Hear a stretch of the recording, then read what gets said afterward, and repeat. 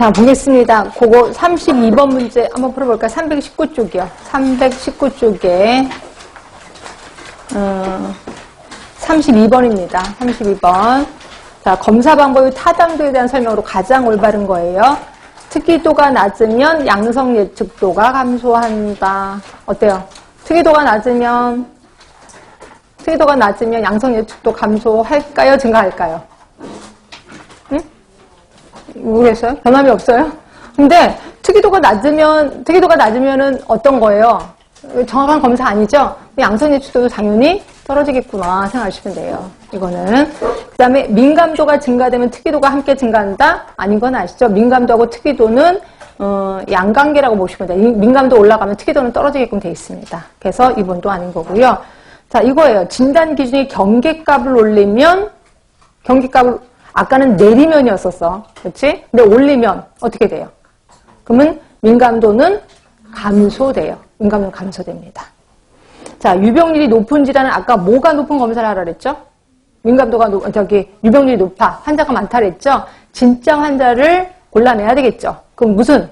민감도가 높은 검사 방법을 사용해야 돼요. 근데 유병률이 낮으면 진짜 건강한 사람을 골라내야 돼. 그래서 이때는 특이도가 높은 검사를 사용해야 됩니다. 이건 아까 외우시라고 그랬잖아요. 외운 거. 예, 그겁니다. 그래서 이렇게만 딸랑 나왔는데 서울시에서 좋아하는 게 이런 문제예요. 그러니까 이게 문제 하나 딱 해놓고 푼 게 있는데 그래서 그냥 외울 수 있으면 외우는데 외우기 힘들면 아까대로 그거대로 하는 거고 요거 말고도 제가 아까 말대로 진단 기준이 아니라 유병률을 낮췄을 때 높였을 때 이런 것도 다 얘기를 했고 진단 기준 높였을 때 낮췄을 때도 다 얘기를 한 거고요.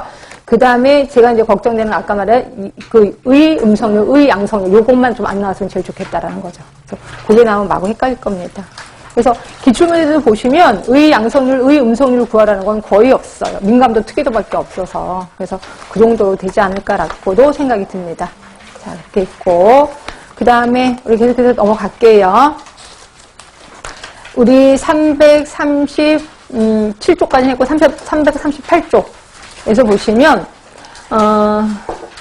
그래서 이제 기획 과정을 한번 쭉 훑어봤고요. 기획 과정에서 평가 이런 것들도 있는데 여기서 이제 구분하실 건 그거예요. 예전에도 우리 평가 방법을 했지만 산출 평가하고 결과 평가 이거 좀 구분하자라고 표현했고요. 여기서도 그 말이 나옵니다. 투입에 대한 평가는 다 아실 거고 활동 단계에 대한 평가도 역시 그 시기에 몇 월 달까지 뭐 하기로 했어 그럼 다 했는지 그것도 아주 그렇게 어려운 건 아닐 겁니다. 산출 단계 평가가 있고 결과 단계 평가 3번, 4번 요걸 좀 구분할게 해요. 그때도 분명히 제가 얘기는 하긴 했는데 자, 직접적인 산출물이 산출 평가야. 결국 내가 어떤 예를 들어서 결핵 유병률을 낮추기 위해서 사람들을 주민들을 모아놓고 교육을 했어. 그거 얼마나 교육을 했는데 교육 횟수요. 이런 것들 교육 또는 상담 횟수 이런 것들은 모두 산출 평가라고 볼 수 있어. 그러니까 직접적인 산출을 얘기하는 거고요. 결과 평가는 그래서 유병률이 어떻게 됐는데 이런 걸 보는 거죠. 또는 만족도가 어떻게 됐는데 이런 것들도 보는 게 결과 평가. 그래서 대부분 산출 평가하고 결과 평가가 좀 헷갈린다라고 표현했었을 거예요. 자, 그리고 이런 과정에서 경제성을 평가하는데요.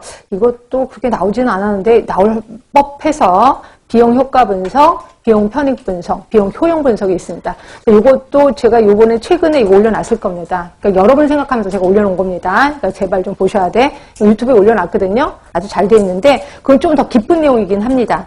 자, 일단 설명을 드릴게요.